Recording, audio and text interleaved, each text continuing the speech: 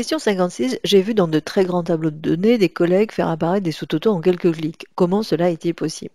C'est possible parce qu'il existe une fonction qui s'appelle sous-toto, qui s'est appelée sous-total, ça dépend des versions d'Excel, et qui permet, à partir d'une liste de données bien constituée, comme je l'ai démontré dans la question 42, où je donne les règles d'une belle liste de données, comme celle qu'on voit là. Je ne vais pas donc refaire la théorie.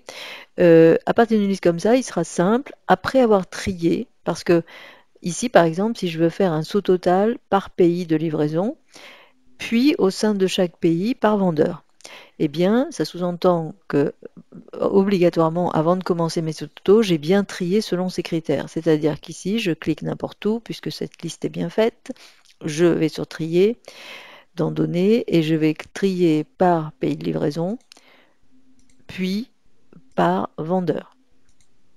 Voilà.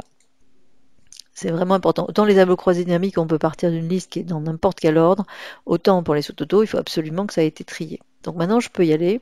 Dans Données, tout au bout, je vais trouver Plan sous-total. Dans certaines versions, on a directement sous-total sur le ruban accessible à l'œil nu. Sous-total. Par contre, cette boîte, elle, est toujours la même depuis plus de 20 ans. Alors, ici, l'idée, c'est de dire qu'à chaque changement, alors non pas de vendeur, là, il y a eu un tri précédent. Sinon, normalement, le par défaut, c'est d'arriver avec la première colonne indiquée ici. La fonction, ça serait plutôt un nombre. Et j'aurai la dernière. Voilà, c'est comme ça que j'arriverais normalement si je venais de rentrer dans Excel. Alors, moi, je vais lui dire qu'à chaque changement, non pas de code client, mais de pays de livraison, je voudrais non pas qu'il compte, mais qu'il fasse la somme des montants. Il propose toujours la dernière colonne, mais on ne va pas additionner des noms de transporteurs, n'est-ce pas? Donc, on va faire demander les montants. Je ne dis pas qu'un sous-total ne peut pas compter, hein, puisqu'on a vu qu'il y a la fonction nombre, mais en tout cas, là, moi, c'est la somme des montants. Remplacer les sous-totaux, pas grave, puisqu'il n'y en a pas, et je clique sur OK. Ça génère ici ces petits symboles de plan. Donc, on a niveau 1, le total général, niveau 2, les sous-totaux par pays, et niveau 3, la totalité avec les fameux sous-totaux intégrés au milieu. Voilà, Total Allemagne est là. Alors maintenant, imaginons, j'ai dit que je voulais faire par pays, puis par vendeur. Ben, je vais relancer un sous-total, toujours à partir de la même état de la liste.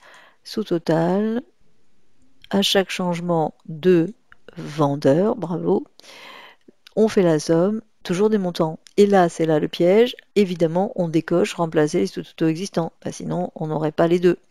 Voilà, donc remplacer et OK.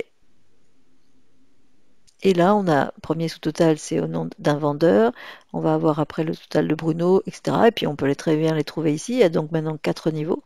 Premier niveau, toujours le total général. Deuxième, sous-total par pays de livraison. Troisième, pays de livraison et vendeur. Et quatrième, l'intégralité avec quand même les sous-totaux. Vous voyez que c'est très pratique. Alors si après je change d'avis parce que je veux les présenter autrement, je veux un autre type de sous-total, voire les enlever, eh bien évidemment il faut savoir le faire. Donc je clique n'importe où. Dans Plan sous-total, je vais cliquer sur Supprimer tout. Et là je vais me retrouver avec ma liste d'origine, toute belle et propre. Simplement elle a été triée, mais c'est tout.